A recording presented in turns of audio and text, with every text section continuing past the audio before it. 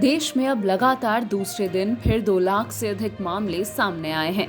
पिछले 24 घंटों में 2,11,298 नए मामलों के साथ 2,83,135 मरीज इस बीमारी से ठीक भी हुए।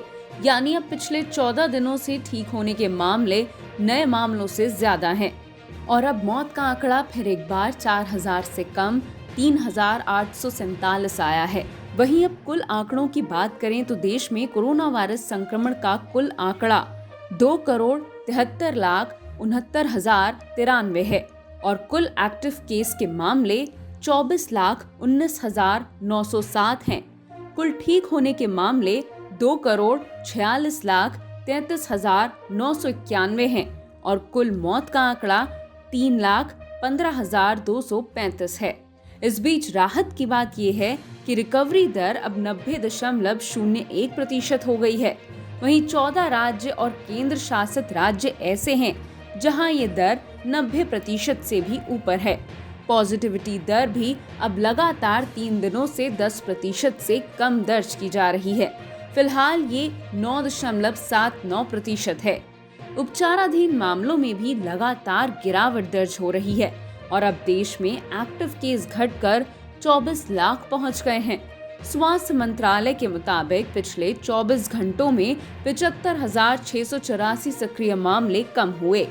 देश के अधिकतर राज्यों में रिकवरी दर लगातार ज्यादा है। 26 राज्य और केंद्र शासित प्रदेश ऐसे हैं जहां नए संक्रमितों से ज्यादा लोगों ने कोरोना को मात दी। इनमें दिल्ली, महाराष्ट्र, केरल, उत्तर प्रदेश आदि शामिल हैं। वहीं इन राज्यों में सबसे कम केस दर्ज किए गए हैं। झारखंड में पिछले 24 घंटों में 977 मामले सामने आए। दिल्ली में 1,491 नए मामले सामने आए। मध्य प्रदेश में 2,182 नए मामले सामने आए। बिहार में 2,603 नए मामले सामने आए और छत्तीसगढ़ में 2,829 नए मामले सामने आए। दिल्ली में कोरोना की रफ्तार कम होने के चलते यहां लॉकडाउन के समय गए प्रवासी मजदूर अब फिर वापस आ रहे हैं। इनका कहना है कि ऐसे में ये लोग फिर कमाने के मकसद से वापस आ रहे हैं। लेकिन दूसरी ओर दक्षिण राज्यों में अब भी कोरोना का कहर जारी है। बीते 24 घंटों में तमिलनाडु में 33,000, केरल में 28 और कर्नाटक में 26,000 से ज्यादा नए केस सामने आए।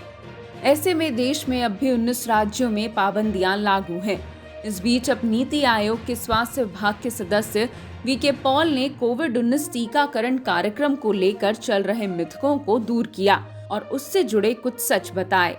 उनका कहना है कि ये मिथक विकृत बयानों, आधे सच और झूठ के कारण पैदा हो रहे हैं। वहीं अब भारत में 130 दिनों में वैक्सीन की 20 करोड़ से ऊपर डोज दी गई। देश में अब तक 20,26,95,874 लोगों को टीका लगाया जा चुका है। वहीं अब देश में वैक्सीन की किल्लत के बीच अमेरिकी दिग्गज दवा निर्माता कंपनी फाइजर ने केंद्र सरकार से उसके कोविड वैक्सीन के भारत में कोरोना वायरस के वेरिएंट के खिलाफ उच्च स्तर पर प्रभावी होने की बात कही और साथ ही कहा कि इसका टीका 12 साल से अधिक उम्र के सभी लोगों के लिए उपयुक्त साबित हुआ है। कंपनी ने केंद्र सरकार से इस वैक्सीन के इस्तेमाल के लिए फास्ट ट्रैक मंजूरी देने की गुजारिश भी की है।